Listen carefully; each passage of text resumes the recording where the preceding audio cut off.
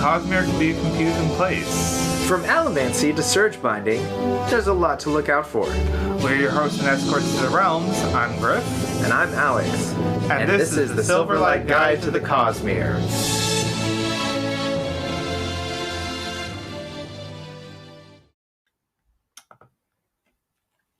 All right, so. Fantastic.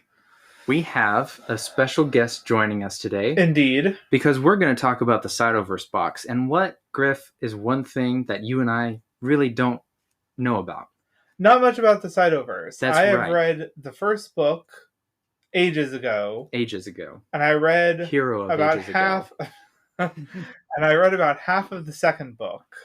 Okay. And that is my total experience with the Cytoverse. Well, listeners, I would like to introduce you to Riley, who goes by the name Lemurny. Did I pronounce that right? Yeah, that's how Chaos pronounces it, so it's how it's pronounced now. Perfect. I found him. He was a willing volunteer from the 17th Shard Discord. Okay. So thank you for being a brave soul and responding to my SOS. Because otherwise it'd be just kind of like, ooh, pretty thing. All right. And then... Yeah, happy to be here. Just checking. You will return my cat once this is done, right? Mm-hmm. She's safe? Yeah. Okay, good. Don't worry. No, animals are great here. We only have 2 crates, and those are taken up by the dogs. So the cat is crate free. Okay, excellent. I'm sure she's free having range. a great time. Free range insofar as the apartment is very large compared to other apartments. All right. So we were talking before the show, before we hit the record button, Riley, would you tell us it specifically about spoilers and listeners should be wary of for the rest of this episode? No problem. So, I've had a sneak preview of the contents of the box in advance, and it doesn't look like there should be any major spoilers for anything Cytoverse beyond maybe the first half of Skyward.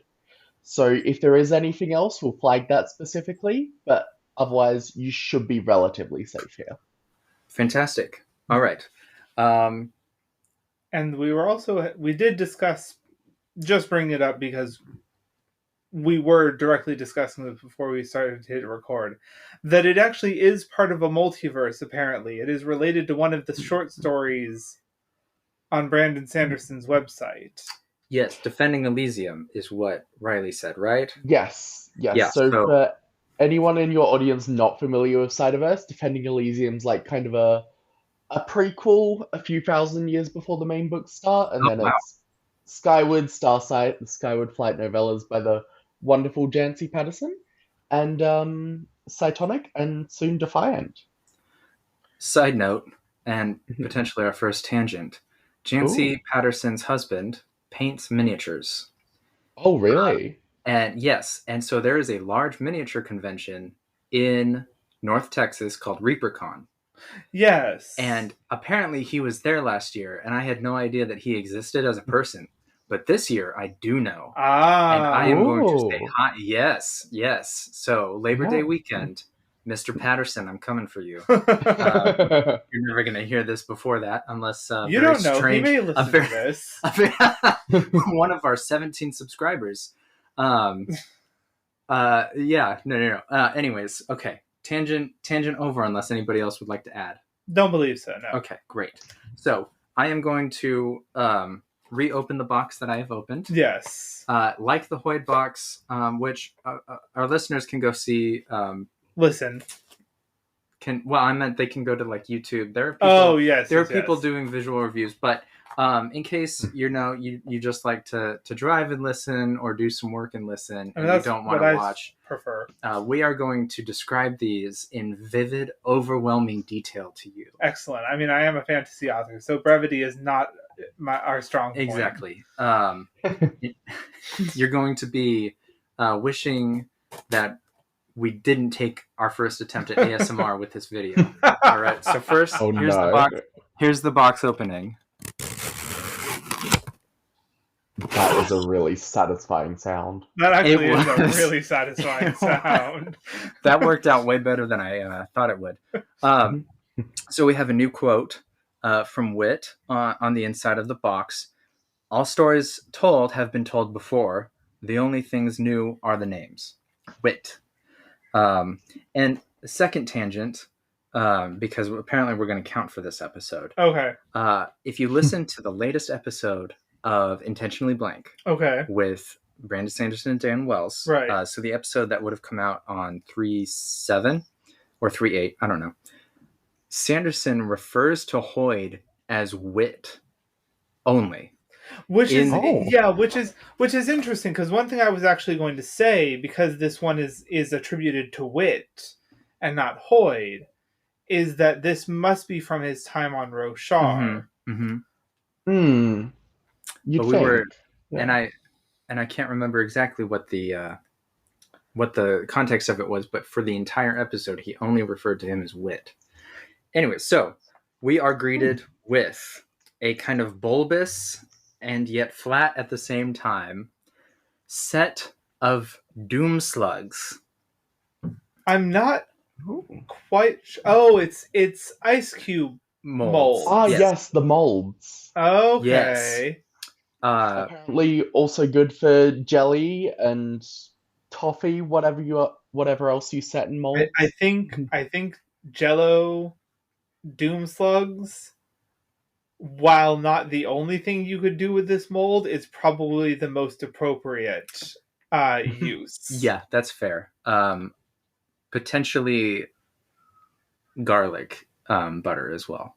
Ooh. I mean, yeah. Somebody has posted online garlic butter. Okay. For a classic Cytonic themed dinner party. Yes, as you know, because so many people throw those. Naturally. Which we might, because really this is important for this year's Dragonsteel Con. That's true, because of the because this year's Dragonsteel Con is related to Defiant, right? Believe so. So we could throw a Cytoverse dinner party. That's true. We could do it either pre-convention or during the convention if we wanted to be really ambitious. That's true. So the spoiler warning card that Dragonsteel sent with the box says, shape your favorite substances into slugs, say for ice cubes, chocolates, gelatin, or other foods, and can be used with wax, melted crayons, resin, and plaster. With creations this cute, don't be surprised when they disappear. And now I'm worried that there's magic that is going to make whatever we make go away and just disappear. I mean, it might. It might. We can't be so sure that we're not actively... Until we test it, we will not know. Quantum doom slugs? Is Only that one way to find out?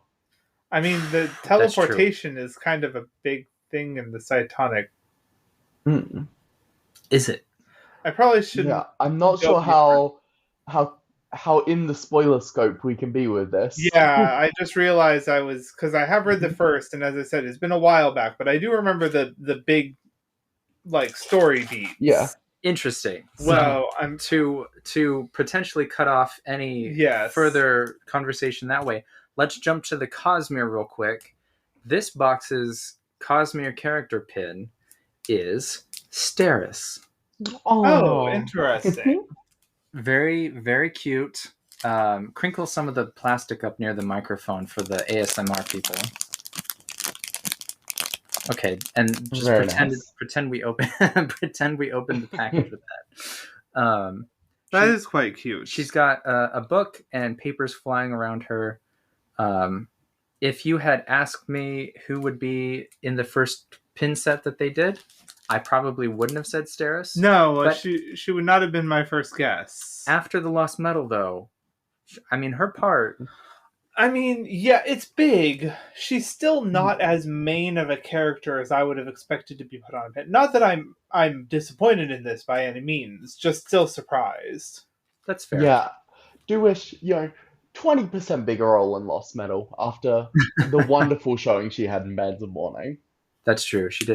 She really came into her own in Bands of Mourning. She did. This absolutely. definitely.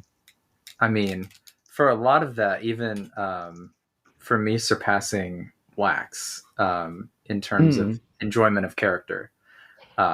Sometimes. Yeah, no, that's right. Yeah. Well, so Wax, for me, to go off on a tangent into another series entirely. Number 3. Tangent yes. number 3. Ooh. Pick number 3. Wax very much reminds me of Dresden.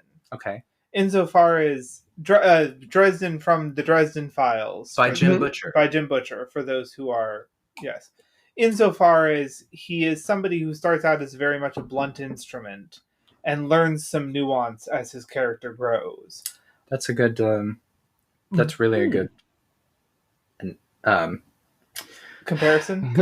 Thank you. Yep. But the thing that I will say is that I think that Steris's character development and even Wayne's and Marasi stood out to me a little bit more because I think my brain, because I am such a fan of the Dresden Files, it's kind of like, oh, we've seen this before. That's fair. Like, not that I don't like Wax's character development by any means. I do quite a bit. It was not something that caught me by surprise as much as some of the other characters. Indeed. Yeah. He's definitely a bit of a, like, blank slate sort of every protagonist. And, there's nothing wrong with that, but... No, but I will agree with you there. Much more than, I would say anybody in the first Mistborn series. That's true. He was a little bit more generic. That's fair. Yeah. Harmony went to the sword shop and went, that real generic, that looks good. Yes. Don't choose something that's not... No. Before we get into this, okay, you should read what's on the side because it is a very specific. Yeah. Okay. We have. Okay. Wait. I gotta do the. So I'm gonna read what's on the side of this box, and it says, "Doomslug, Go Fish, playing cards." Exactly. So this is. I've already opened this to send photos to right. Riley. This is not a full deck of cards. No. It's specifically for Go Fish. All right, here for all of you ASMR. I always find myself hating things and then ironically using them and then just using them. So here's the ASMR. All right, and then there was a really cute Doomslug stamp sticker that I tried very, very hard to not rip, and I mostly succeeded. And then we are actually going to come back to this after the coup de grace of the box. Okay. Because there are multiple versions of Doomslugs, and I thought Riley and you could describe them to us. Gotcha. So that we know what's going on. But for the coup de grace of this box, and I will say this is the nicest item that they've sent us, maybe even nicer than the pins. Okay.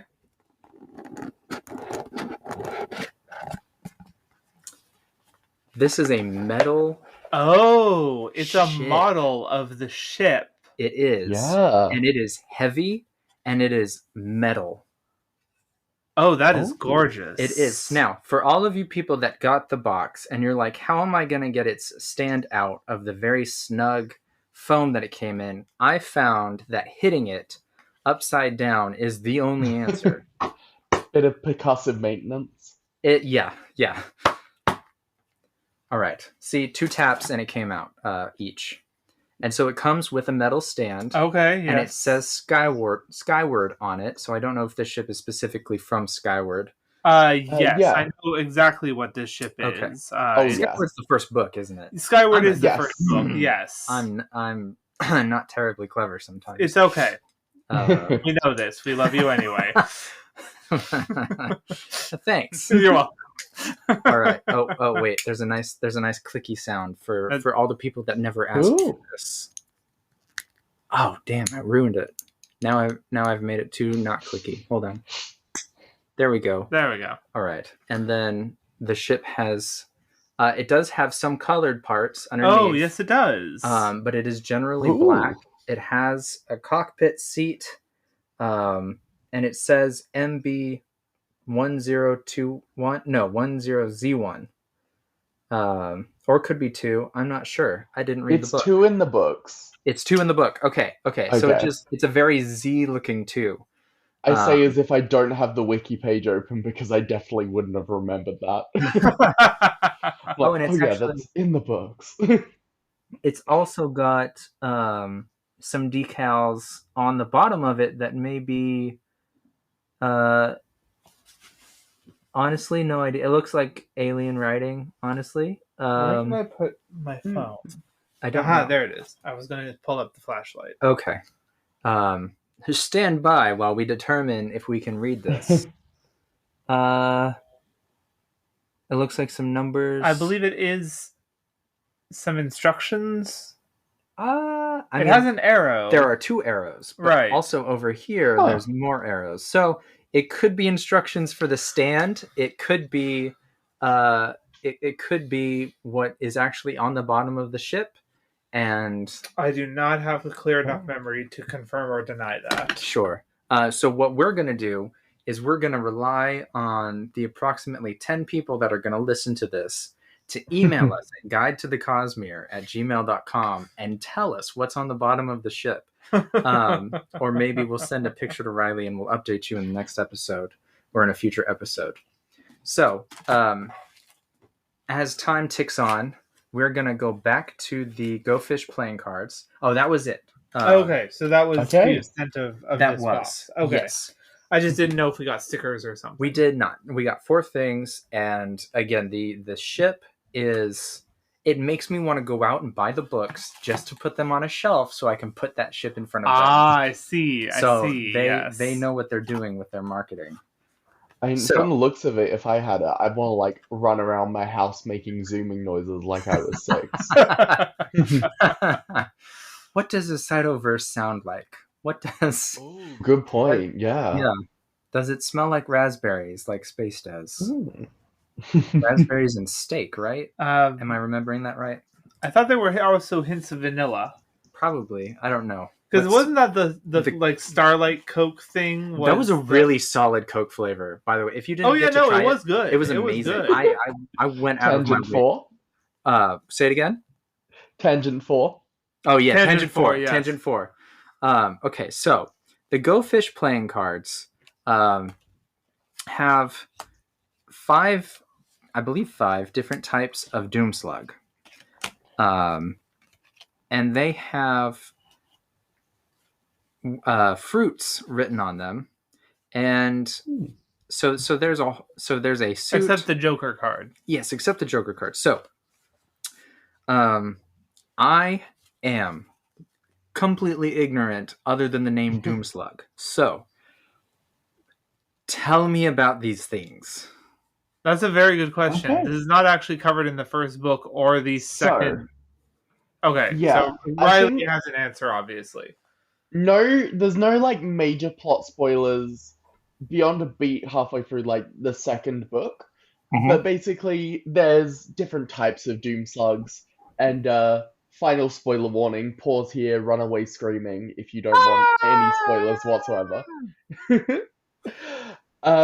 They all have individual cytonic, which is sort of the magic system in the book's powers. So each color of slug will have a different power. And we can see the yellow and blue one. That's Spencer's personal slug, Doom Slug. She can teleport around, like cytonically jump between place to place. And they use her to make, and the rest of her species to make the starships work. Oh. Yeah. Neat. Yes. And I believe we've got some other colors of slug here. We do. We've got the green and blue ones, which create like inhibitor bubbles, I think. Like powers can't be used in their radius. That's neat. Okay, yeah. So... And that one looks the most like the real-life creature, the nudibranch. Yes. Oh. Yes. That reminds me of a nudibranch. I mean, obviously a slug as well. Yeah, wow. Right, of course. Oh, that's beautiful. Yes. They really are. They're like little real-life dragons. But the coloration, it also reminds me of that one slug that was found to keep algae or something. No. It took the genome chloroplasts from food that it ate and could photosynthesize itself. Yeah, I've heard about that. Oh, yeah. Yes. Yes. All right, hit us. Then we have a purple one. We have purple and orange. Purple and Yes. orange, yes. So the purple and orange are the communicator slugs. They allow like kind of ansible FTL communication between different like ships and space stations. Oh, neat. Yeah. We don't get too much on these so far, but you know, they're cute.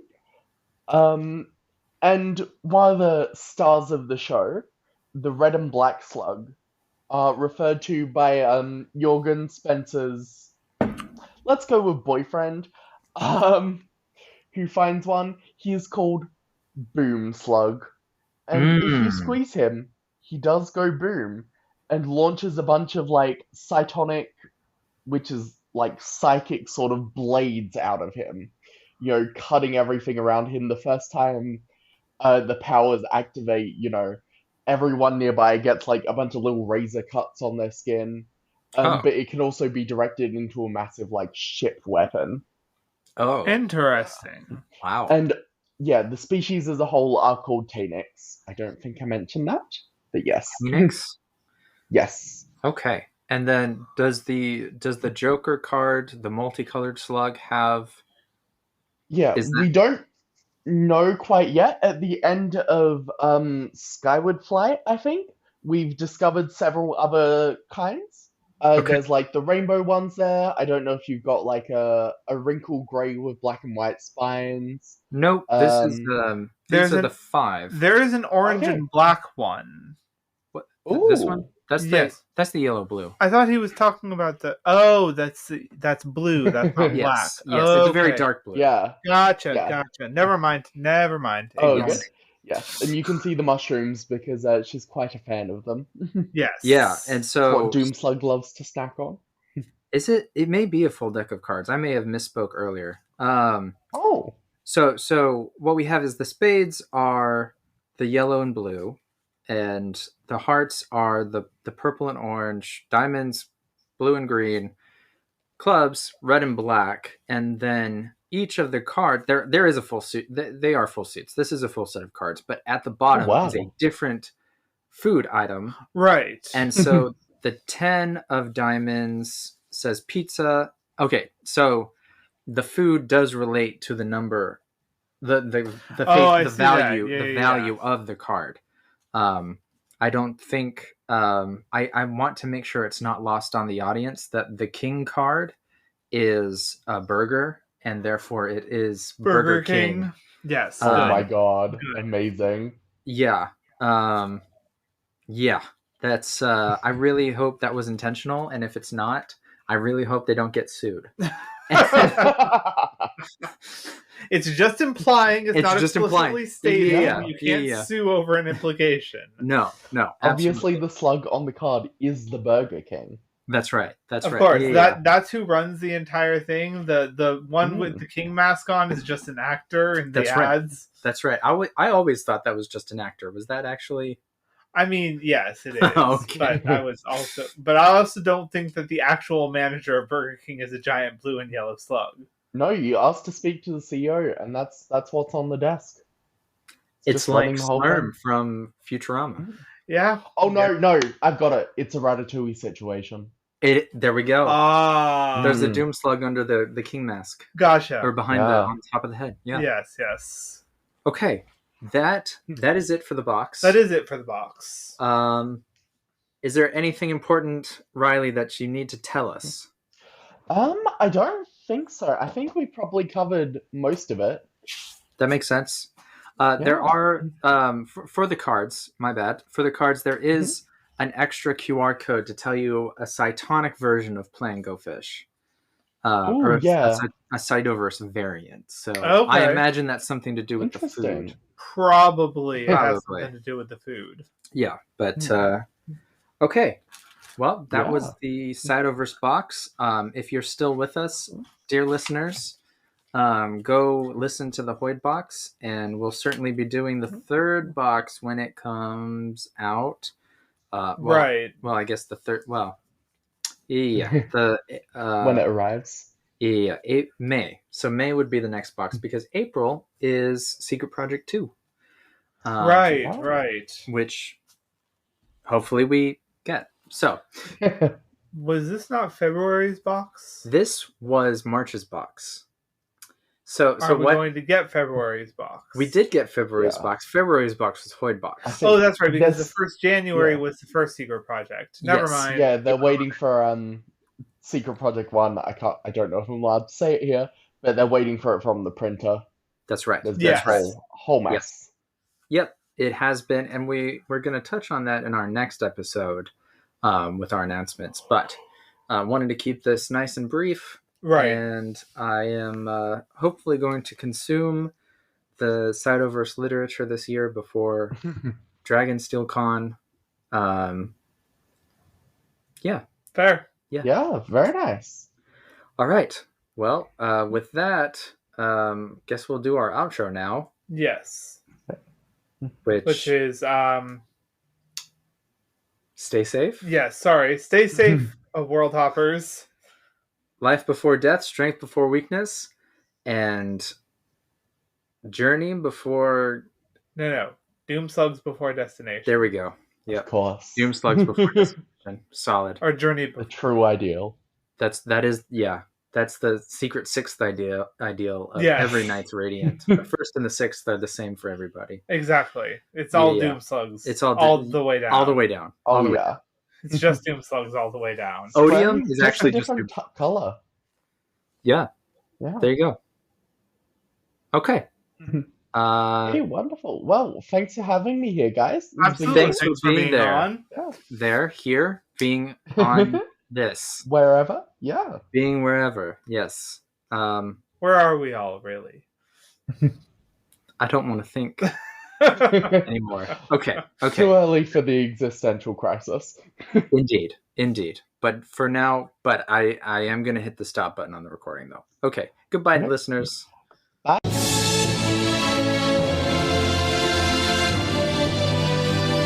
The music you hear is Part 3, The Spirit, from Zavadilla's The Music of Elantris, produced by B-Roll Records. Available now on Apple Music, Spotify, and most music providers. If you like what you hear and you want others to hear it as well, please leave a rate and review. It really helps us get more listeners.